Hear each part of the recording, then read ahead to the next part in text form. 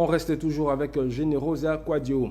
Faire le point des actions menées en 2025, présenter les grandes priorités pour 2026 et renforcer la collaboration avec les partenaires. C'est l'objectif de la double cérémonie de présentation de vœux de la structure Codinorm, couplée au bilan 2025 et aux perspectives 2026, tenue ce mercredi 11 février à l'Hôtel Ivoire.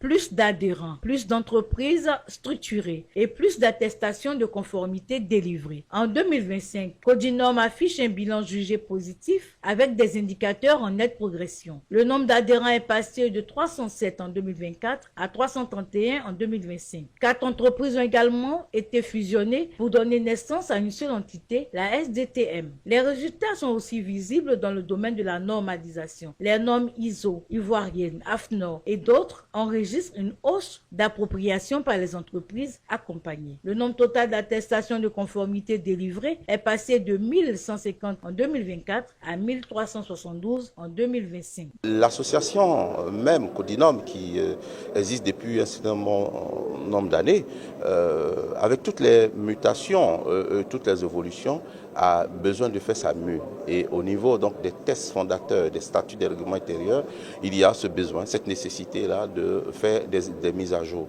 Donc il fallait présenter ces innovations majeures à l'ensemble des membres pour pouvoir donc être au même niveau d'information.